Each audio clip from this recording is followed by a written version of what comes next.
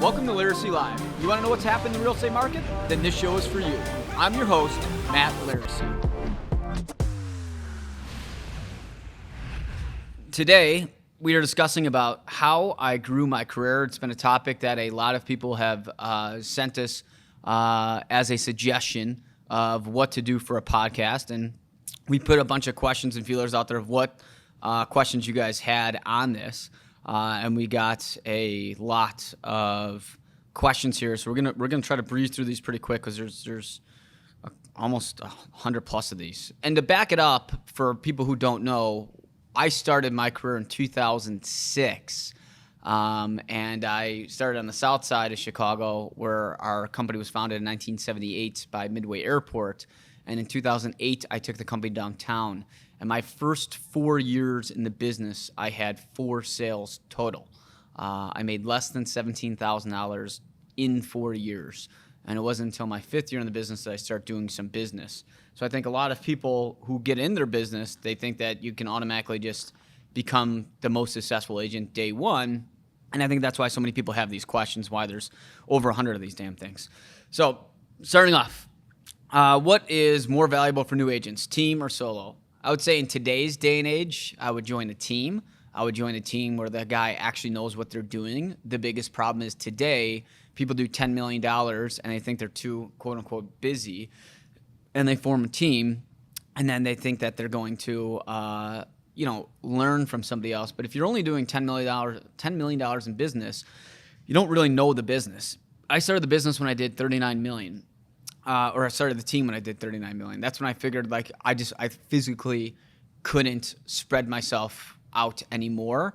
And that was in 2013. So remember, I was licensed in 2006. So that was 7 years in the business. Most people are starting teams now, their second year in. And that's because the market's been very good. And if you're joining a team and the team lead doesn't even know more than you, that's probably not, a beneficial relationship for yourself. How many agents are on your team now? We have 8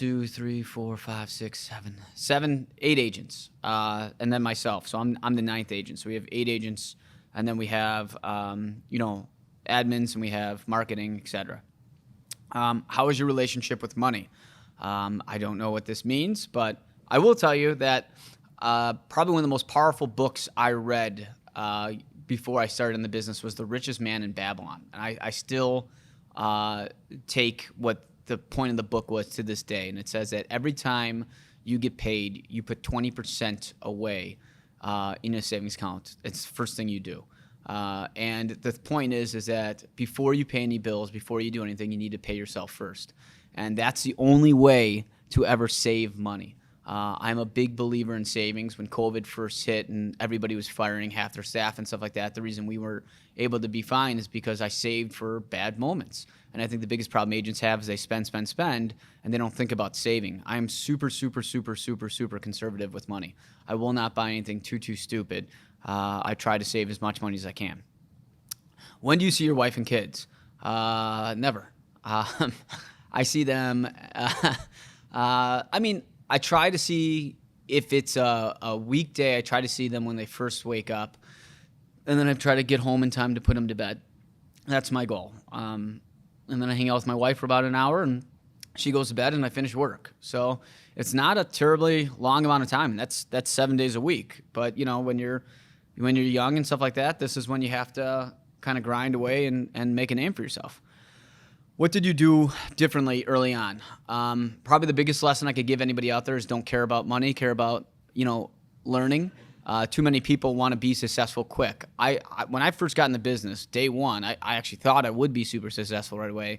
And I quickly realized that this was much harder than I thought. And I said that, you don't get rich in good markets, you get rich in bad markets. And I took that same method of thought and said that, I'll get rich on knowledge and not money. Because if I got rich on knowledge and I could understand exactly everything and how everything worked, then eventually the money would come. And I always saw this as a bigger picture. I never said that, hey, I need to be rich day one.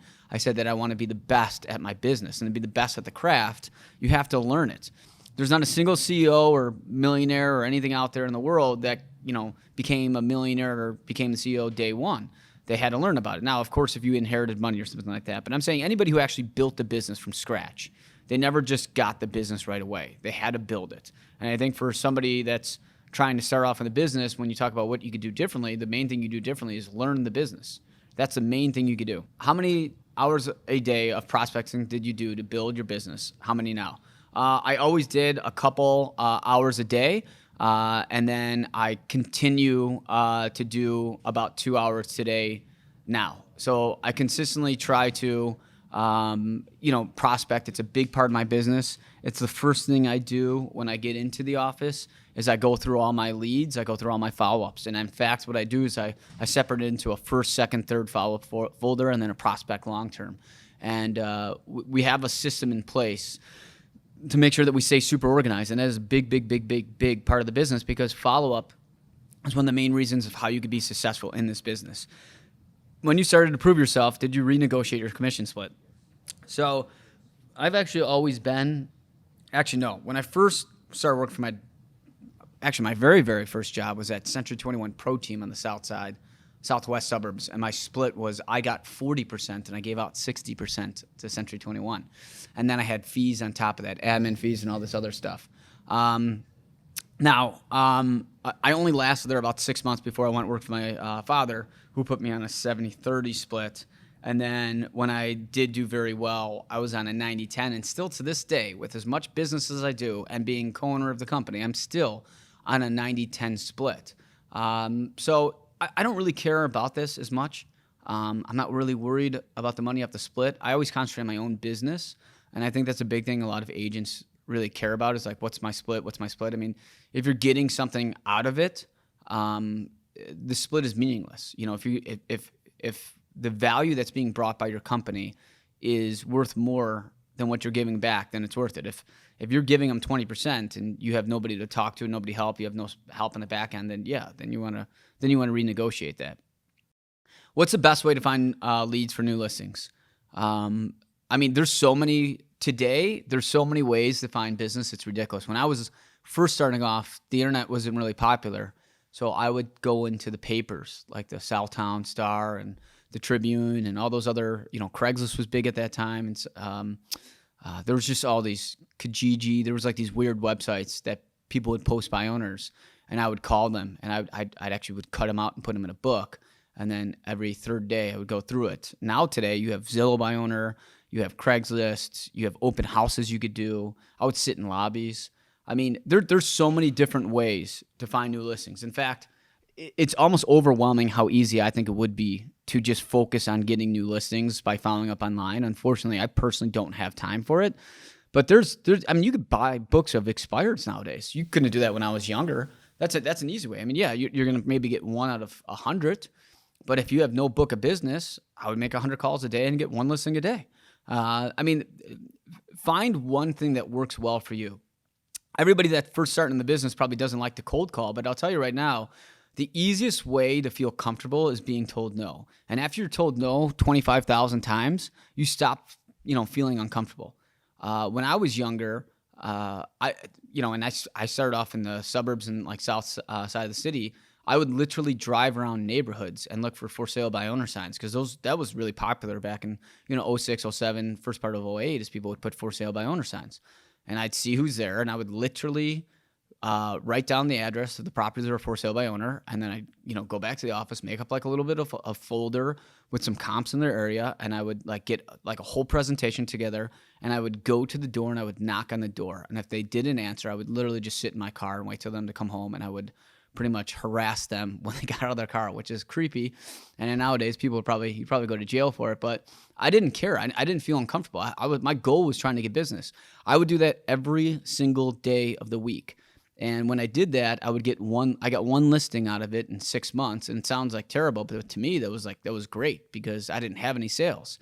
When I took the company downtown, I took a similar method. As I didn't have any business and the bubble just burst. And I was thinking to myself, if you're remodeling your property, you're probably considering selling. So I used to hand out business cards in front of like Home Depots and Lowe's and things like that, because I figured that would be a good way to try to get business. I got kicked out of every single Home Depot and Lowe's in the city of Chicago for doing that. But you know what? I did get a listing at 1560 Sandburg. It was one of my first listings. And I sold that property, and that got me 2 more sales because she recommended people. And that's what kind of launched my career in the city. And that started from handing out business cards in front of a Home Depot and Lowe's. And I never cared. I didn't care what people thought about it. I just figured that I wanted to be successful. And, I swallowed any pride I had. I said that I'll work to get there. And I refuse to give up. That's a big thing to do, is you have to refuse to give up. Everybody's going to make fun of you. Everybody's going to tell you're an idiot for what you're doing. But that usually means that you're on the right path. What's one thing you did that you'd avoid doing if you had a chance to start from scratch? Nothing. You can't look back and say, well, had I known this, I would have done this. I mean, if I would have known everything today that I knew when I first started, I wouldn't be where I'm at today. You got to fail. I'm a big believer on failing forward. And, there's a lot of bad, cringeworthy things that I did when I was younger to try to get business. But, that's what I learned from to perfect my craft, is trying all the stupid shit to try to be the best. And that's the only way to get really, really ahead in this business. How did you start? I mean, I always knew that I was going to get in real estate since I was a little kid. I mean, we had a high school class, I remember, where you had to come up with a whole business model that if you started a business for one of my business management classes, and I talked about starting a real estate company. I mean, anything that I did in school, every college class that I took, I related to, like, what would I do with that to build a real estate company? So since I was little, I've always planned about. In fact, I have drawings still when I was in 4th and 5th grade of drawing my dad's logo of different colors and recreating it, because this is just something I always knew I wanted to do. So I didn't start at something else and then became a real estate agent. I knew since as old as I can remember that this is what I was going to do. What did your business look like 1 and 2? Oh, what did your business look like years 1 and 2? There was no business. It was trying to figure out, like, how to do with this. There's no book that tells you, like, how do you start a real estate career. I mean, there's books out there, but they're really dumb. I've read all of them. There's the $1 Million Real Estate Agent. I mean, there's hundreds of them. Sirhan's got a book now. I think the upside is that today you have blogs, you have vlogs, you have podcasts, you have all this stuff where you can listen to people talk about, like, how to build a real estate business. But when I was starting off, there wasn't any. So I did trial and error. I used to go to my dad's office. I would try to get there around like 9:30 in the morning, and he wouldn't get in because this was towards the back end of his career. He wouldn't get in until about 12 or 1. So I would just go online and I would prospect. I would try to find things that were real estate related, and I would or a real estate website, and I'd build a profile on there. And remember, guys, this was 06, 07, 08. So you're on Yahoo. There's no Google, and I was playing around with websites, and I was finding buy owners and calling them. I was driving around neighborhoods, handing out folders with my information. And then I would also wait for my dad to get in, and then I'd hear how he talked on the phone, and I would sit there for 4 or 5 hours, just listen to him talk, and then I'd ask him why he said this and what does this mean, and blah blah blah, and I would try to understand the business. And after doing that for years, literally think about that, doing that for years with no business, and I would sit there. He would leave at like 9 o'clock at night, so then I would leave at 9 o'clock at night, and then I would get up in the morning and do it all over again. And I remember we'd drink you put a pot of coffee on at 7:30 at night, which I thought was ridiculous. But, I had to learn how the business worked, and that's what I did. So my first 2-3 years, all I cared about was understanding, what the business was. There was also a site called Realtor.com, which is now popular, and Zillow and Trulia didn't start yet, but they were starting in about my 3rd year in the business, and they started this Q&A form. This question and answer form where people would ask questions and real estate pros can answer. And I became the number one person in the world for answering questions for people. And I had set up notifications. So anytime anybody asked a question, I would answer it, and I would do it in 2 seconds. And my thought process was, and I still get Google alerts to this day, is that if somebody asks a question and I answered it, somebody else may have that question, right?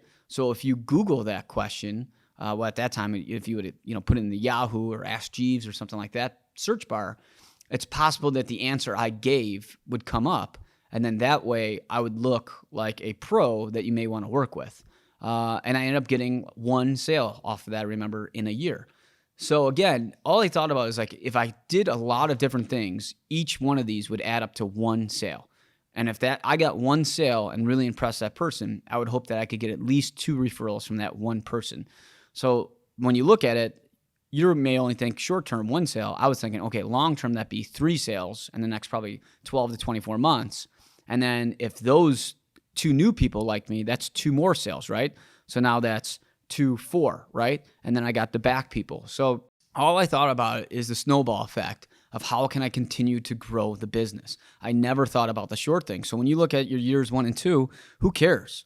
Like you should really think about that you're going to make $0 in your first 4 years in this business. And if you think anything else, you're not doing it right. What's the most influential piece of advice you receive when starting your business? Twofold. You get what you put into this.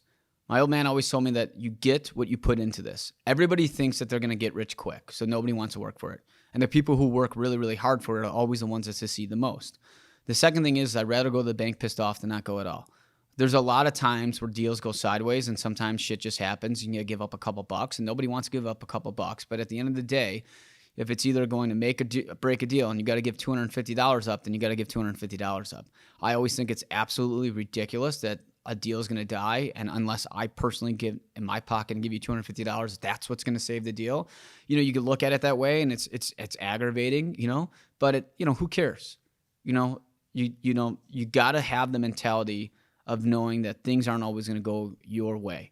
And those are the 2 best pieces of advice that I've received in the business. As a new agent, what should I be doing every day to guarantee success? Working. What you should be doing is working as hard as you can and not caring what everybody else says. Those are the 2 things that you should be doing. When you first became a realtor, what were the first steps you took to get where you're at? I just worked hard.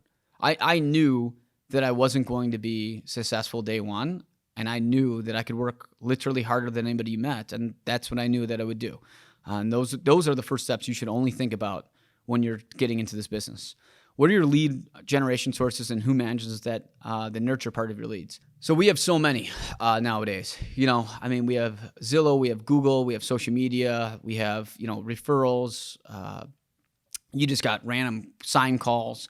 There's more lead referral systems than I can count. Getting leads for us at this point of our business is the least part of the problems. When it comes to nurturing, I personally nurture myself, and I have the staff help out getting the, following up with them. That's a big job that they have. It's a big portion of, what they have to do, especially we do quarterlies and, weekly updates and things of that nature. So we're constantly trying to follow up with leads. I try not to let a single lead fall through the cracks. What are your follow-up systems? A lot of people use these follow-up systems like Follow Up Boss, and, there's all these CRMs and stuff out there. We've tried them all, and I think they've all failed. I actually haven't liked any of them.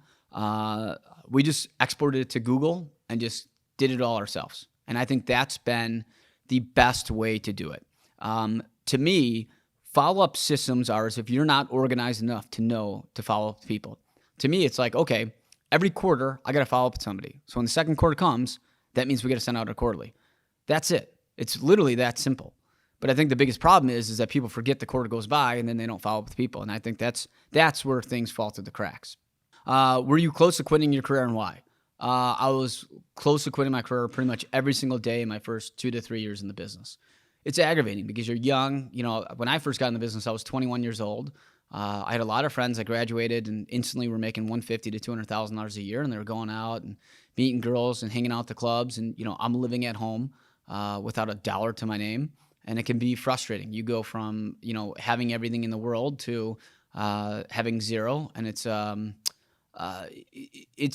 of like it grounds you a little bit in the sense that you have to remember that, everybody's got to start from somewhere. So, when you have certain moments when you reach a breaking point, when you just haven't made a single dollar and you've been working for, 18 hours a day for 7 days a week for maybe 6 months, and you literally have not gotten anywhere. And it could feel as disheartening and defeating as possible. Especially when I got in the business, I didn't really have anybody I could go to for advice. I would sit in the office and listen to my old man talk about it, but he's not the type of person you can really ask questions for to get good advice. So I literally was just learning on my own and picking up from what he would say on it. So, you go 6 months of not making anything, it could feel very lonely in the sense that you don't know what to do. and I would quit all the time. I had a clipboard that my mom gave me when I first started in the business. I would throw it away, and I would just be like, I'm fucking done with this business. I'm never going to do this again. And then I'd get up in the morning and the clipboard would be on the table, and my mom would be like, you can't quit. Like, what else are you going to do? And I would just get up and work again. And that would happen for years. But you have to remember, I mean, we're talking, it was a good 3 to 4 years of doing this over and over and over and over again until we actually were onto something. There's a lot of people that, actually I would say most people would probably have quit by then.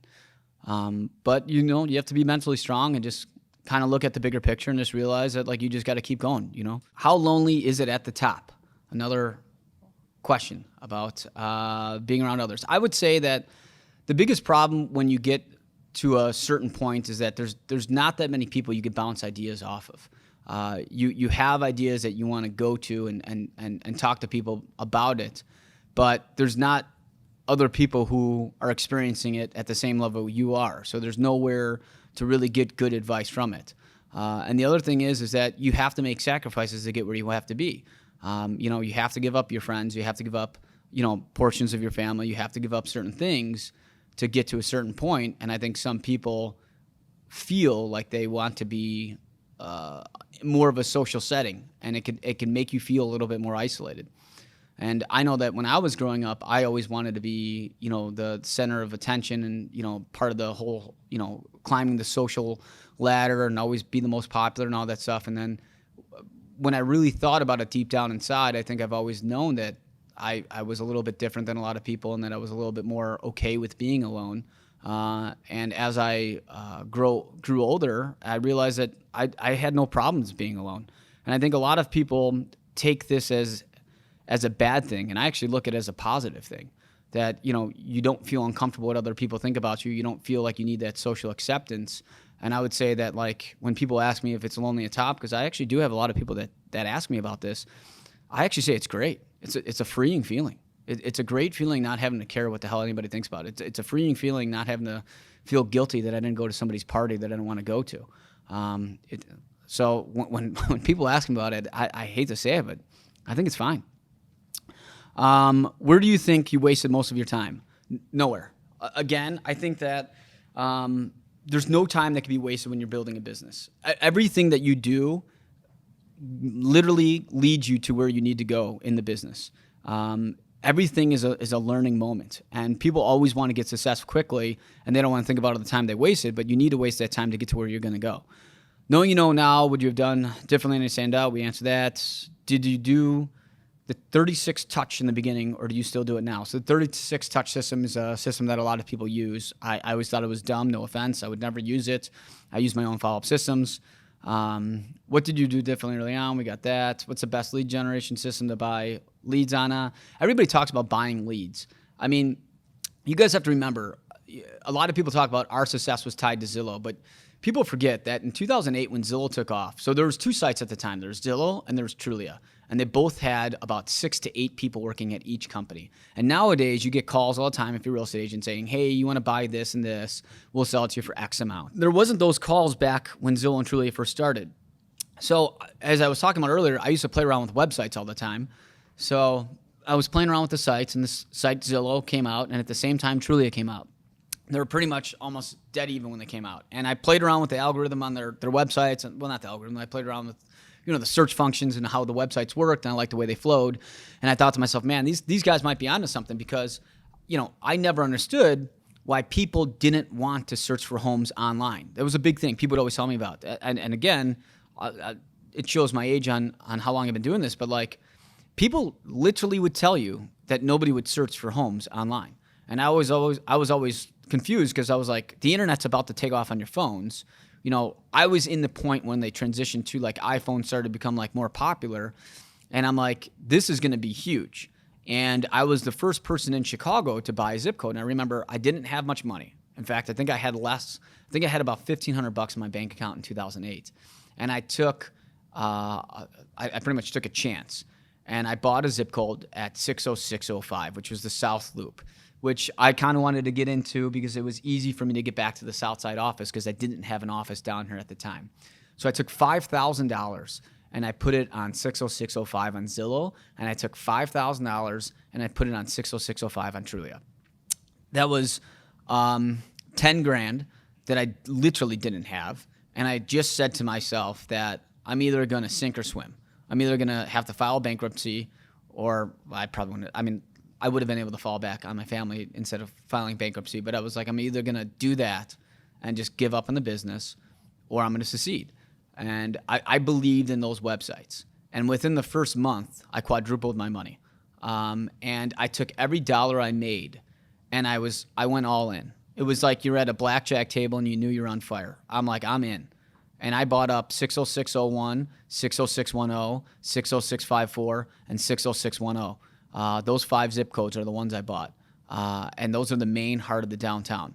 And I said that I'm going to own this area on these 2 websites. And again, there was like 6 or 8 people there at Zillow and Trulia. Like I was talking to like the bosses of like how to do this. Because at that point, I was the number 1 spender in the country on it. And I started crushing it. And I remember in 2010, I was at an event for Guaranteed Rate. Tony LePasco invited me. Shout out to Tony for letting me come. And Martina Ranch, which is now where the new Avec is, there was the 5 top agents and around. I won't give you their names, but you could look up who was top in 2010. And I walked up to them. I didn't know who they were, and I was just starting to gain a name for myself in the downtown markets. I was doing a whopping $5 million in business. You know, this is now almost my 5th year in the business. And I said, what are you guys doing for advertising? And they were like, I'm advertising in CS Magazine. That's huge. Like having a big presence in CS, that's how you get all your business. You know, they're talking about billboards, bench ads and stuff like that. And they're like, what are you doing? And I said, I invested my life savings on a company called Zillow and Trulia. And everybody laughed at me. They literally said, I'm not making up when I said this. They said, who's going to go online to search for homes? And I literally couldn't wrap my head around it. I'm like, are you guys kidding me? And the 5 of these people made fun of me so badly, and I didn't know anybody else at this event because I didn't know anybody, and I didn't know where Tony was, and I was just like, you know what, I'm out of this place. Like I'm done with this shit. So I left, and now people talk about Zillow and Trulia are great, and it's a thing that launched my career and blah blah blah. And I tell people all the time is that it helped me launch my career, but I also took the chance on a website that everybody else didn't want to do. In 2013, when I formed a team, Zillow was starting to get in a little bit into a groove. They were starting to become a little bit more popular. And at that time, I was probably spending around maybe $20,000 a month.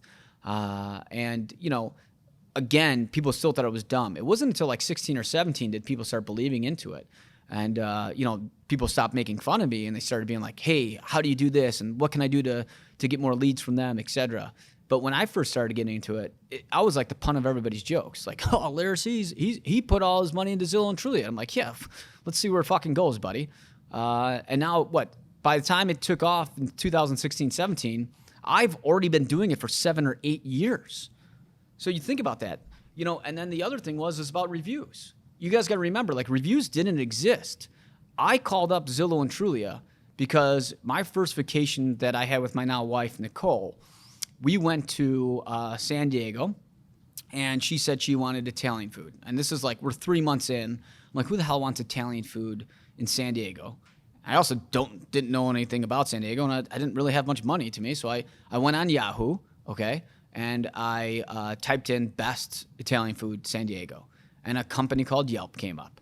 And Yelp wasn't what Yelp is today. Okay, this is like 2009-ish. And I looked at the top 3 menus, and I'm like, okay, we're going to go to this one.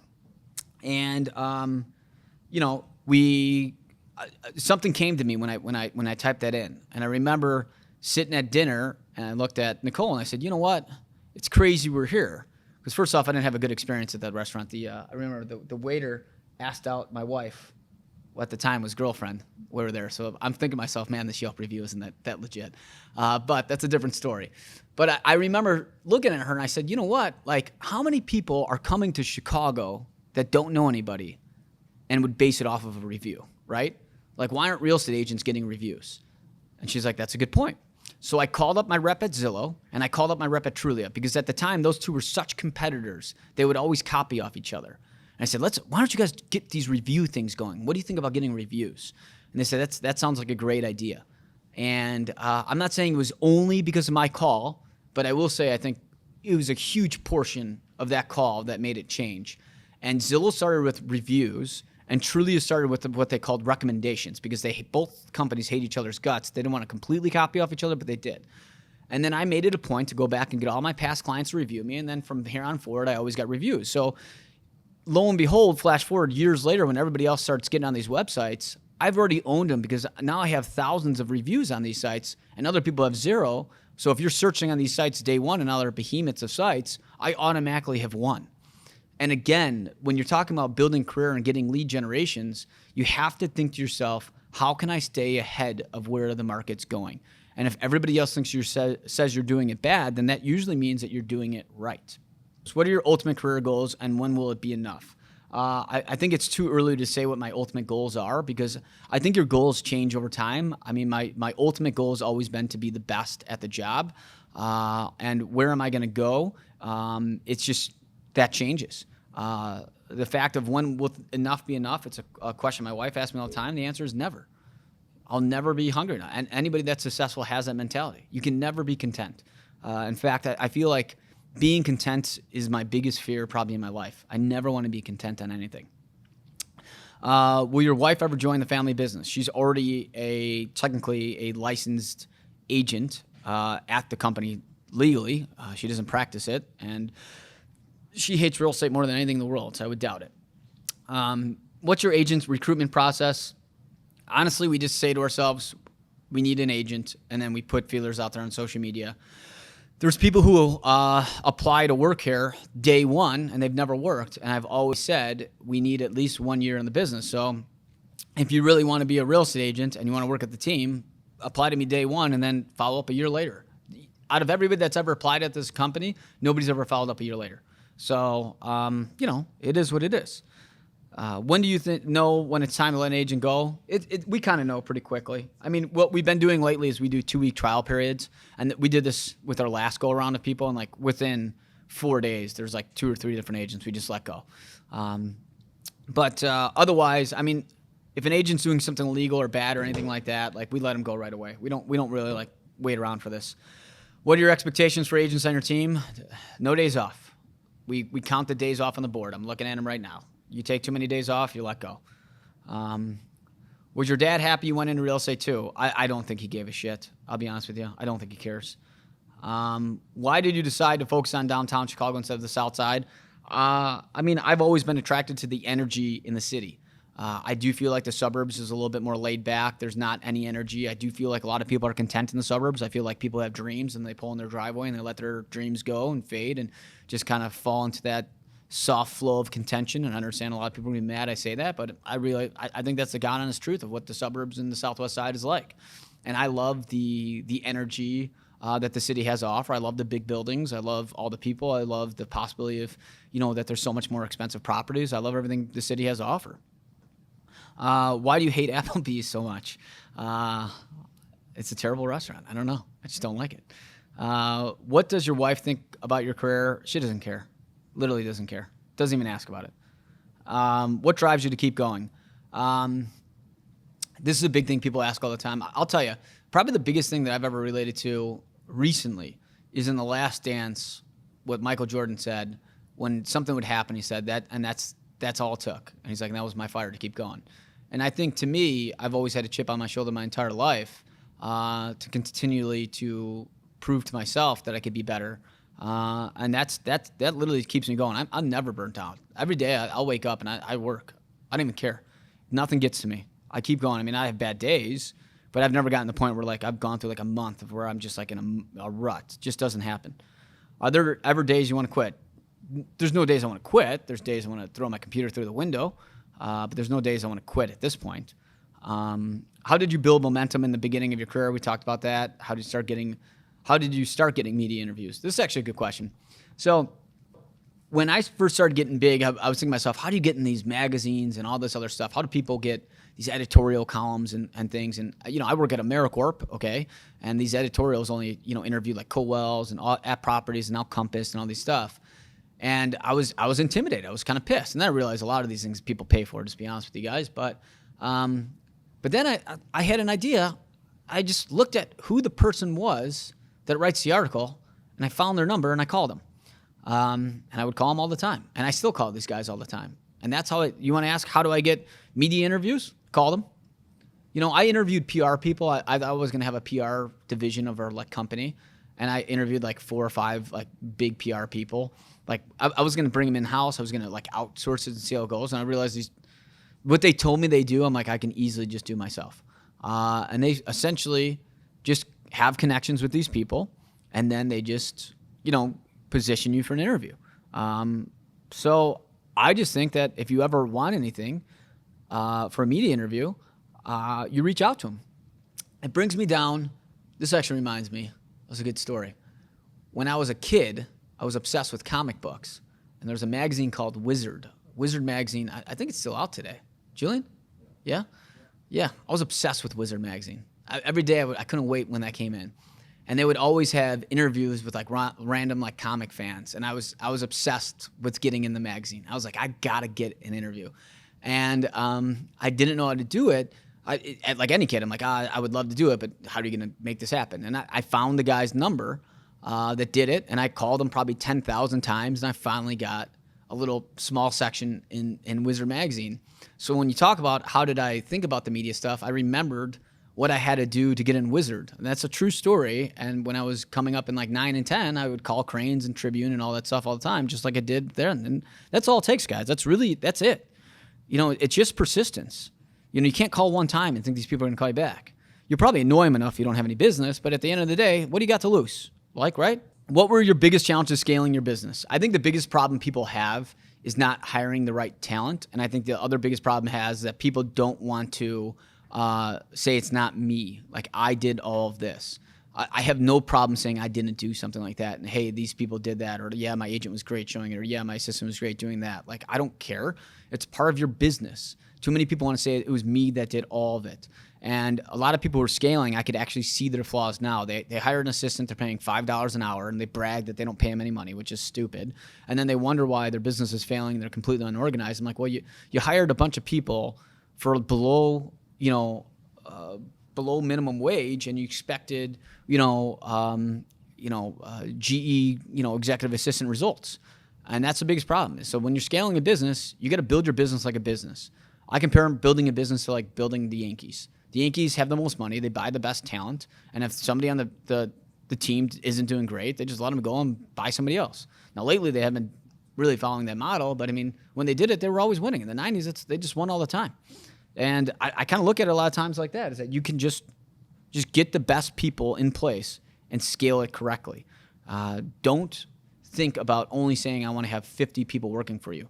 That's the other problem I see people have. Is they have 50 agents. They're all idiots. None of them know how to do any business. At the end of the day, that reflects poorly on yourself. Now, I've made a shit ton of mistakes scaling my business, more than I count. It cost me a lot more money than I would have liked to. But at the end of the day, I've learned from the mistakes.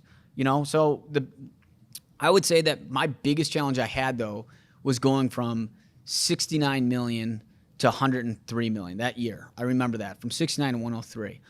And we were growing at an exponential rate. We had 3 agents. I had 1 assistant, and that was it. And I put too much on my plate. The fact I didn't have a mental breakdown that year proved to me that I could do anything, because I was just doing way too much. And now there's 3 people that do what I was doing just on a daily basis. And I was also showing all the buyers and all the sellers and all the other stuff. And I think when I look back on it, I think to myself that at that time I was trying to do everything myself and prove that it was all me. And that's how that was one of my biggest challenges, just letting go. It's very freeing. You don't want to let go too much. That's the other problem a lot of people have, is they let go too much and they completely step back. But you got to let go a little bit, still be there. And that's a good way to scale the business. Do realtor commissions change going from the new to experience? I can't comment on that type of stuff. Which agents inspire you the most? I look at any agent that's successful. That does really well. Obviously I like Surround a lot. I like the guys from LA a lot. But I follow a lot of big guys in Florida. There's some guys in Denver I like a lot. I just see what they do. I take inspiration everywhere I can get. I also look at inspiration in other successful entrepreneur companies, and I get inspiration from them. Who are your biggest Chicago competitors? Anybody else that's in the top 5, their names. How do you get so confident? I've always been a confident guy my whole life. I just have the ability to understand that there's a difference between being confident and cocky.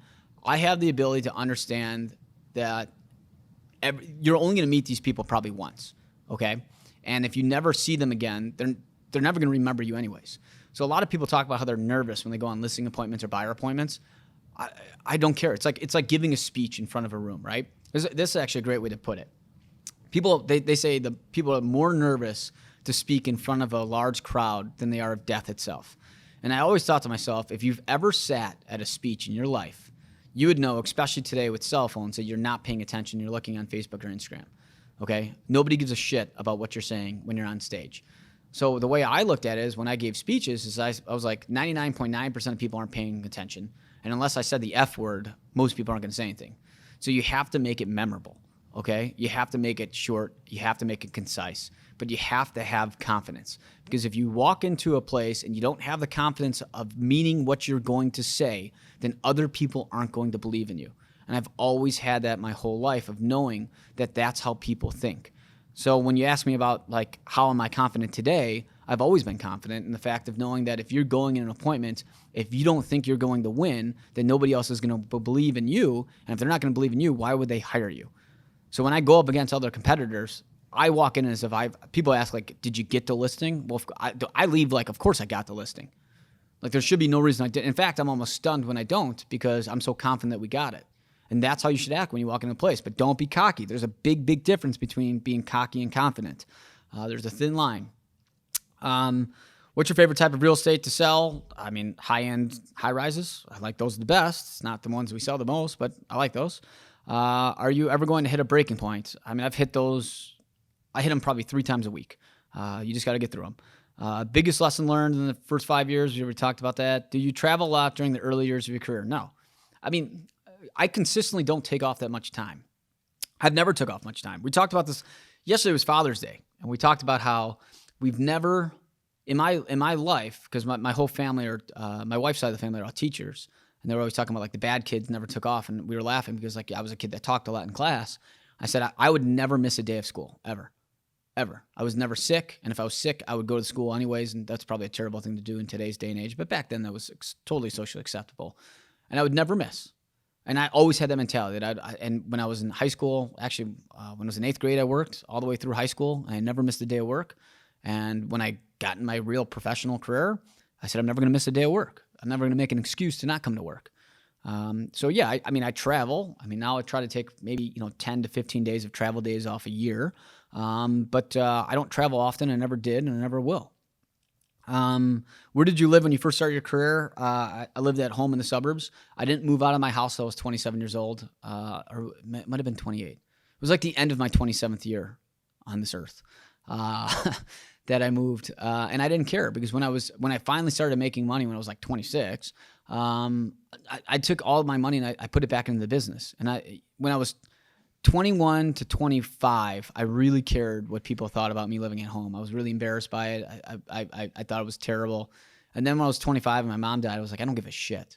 Like, I give a shit I live at home. That's kind of what helped shape me. But I was also like, I stopped caring what people think once my mom passed away. That was probably the biggest, most defining moment in my career, is that like I just stopped caring. I didn't care.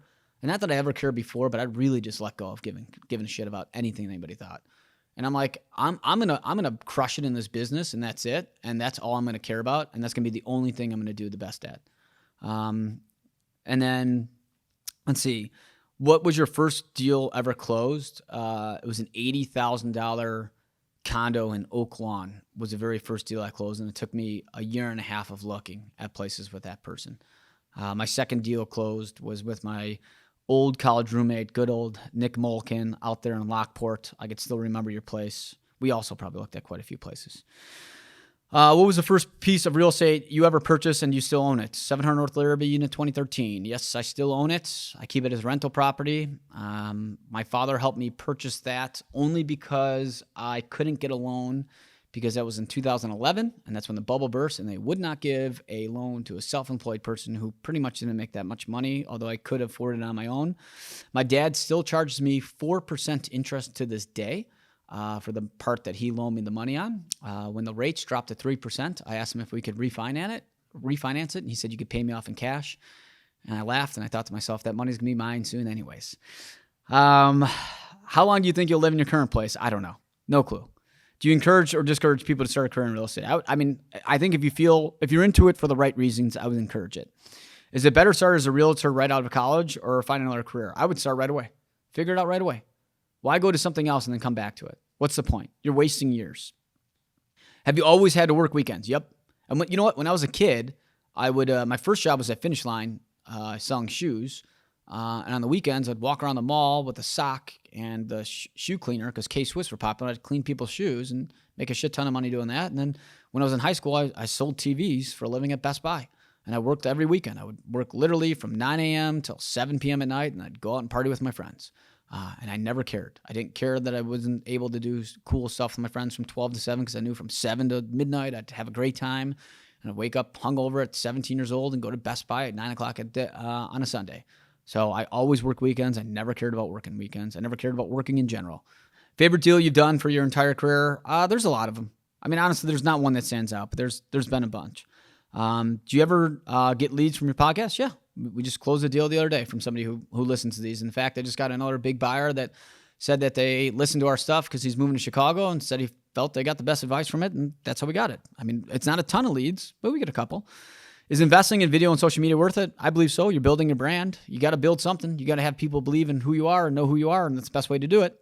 Do your clients care about your social media presence on pitch meetings? Nope. Nobody gives a shit. But I will tell you that people will listen afterwards because then we use our media. How do you use your media for you is a big thing. A lot of people do this stuff and they don't use it. I include it in all my updates. And when we include in the updates, people watch them. And after a while, if people like them, they'll continue to watch them. And that's how we get, people to kind of watch more of the stuff. Let's see here. How do you push the next level and keep growing significantly every year? Keep learning from the mistakes that you did last year. And then when you go to next year, improve on them. So like a big thing that we did, this is actually huge what we did. I kept telling everybody and anybody that ever listens to these, in August of last year, I said that Q1 would be the greatest first quarter of all time. I knew it was going to be. I just knew it was going to be insane. And we prepped a lot as we head into the first quarter of like how we're going to capitalize on how crazy busy it's going to be. Because remember, it was December and the market was dead. And we didn't have that many showings. I mean, we're still selling stuff, but it was nowhere near what happened by January 15th. And even as much as we prepared for it, there are probably a few deals that we let slip through the cracks because literally we thought we were built, but we weren't built for it. And now those mistakes I've learned from, and I will make sure that we improve on them for the next time busy season comes, which we already have. We've taken on another assistant that we didn't have before, but there's always room to improve to get better. Best advice to give to other realtors, I would honestly say it's the two pieces I gave earlier. You get what you put into this business. If you want to be successful at this, you got to work at it. There's too many agents that don't want to work, that don't want to do anything, that don't want to learn about the business, or they get really big. This is a big one. There's a lot of people that you go back and look at. Chicago Real Producers puts out the top 25, top 200 agents, but the top 25 are like where you see real business get done. And look at the top 10 to 25 people and look at them in the past 5 years and then go back and see where they're at today. A lot of those people have completely fell off, and it's because they get really big, they get really busy. They're like, oh shit, I don't want to be this busy, so I'm going to hire everybody, and then I don't want to work anymore. I'm going to sit on the beach. And they go from doing $50 million a year to $20 million a year. I never understood why people say, what was the best year you ever had? Because the best year you ever had should be the year that you're currently in. Now, you get to 150 plus million, I could understand why you might lose 10 or 20 million because it's really hard to kind of keep that pace. Not that we've ever have, but I could see that. But if you go from 50 to 20, that's a big problem. That's because you're not working at it. What's ahead for your career in the next 5 or 10 years? I think that's a terrible question. I don't understand why anybody ever thinks about life like that. I mean, I know where I want to go. I know that we, maybe eventually we'll build the best real estate company in the world. But it's too hard to say. Your goals are going to change as you get older. Your different values happen in life. You personally change. You should grow as a person every year as well. And if that happens, things are going to do. So what I'm going to do 10 years from now is impossible to answer. I can't tell you I'll be selling real estate. How am I going to be doing it? Who knows? We also know that technology is going to change and you got to change with it. We're always going to be adapting. And that could also change how my goals land. All right. So those are all the questions. There's quite a few of them. Hopefully this brought you some good information. If you ever have any other questions, shoot them over. We'll be able to answer them. Subscribe to our podcast, hit the bell so you're notified when these are released, and thanks for listening to Laricy Live. Make sure to tune into our next episode and subscribe to our podcast. Thanks for listening to Laricy Live.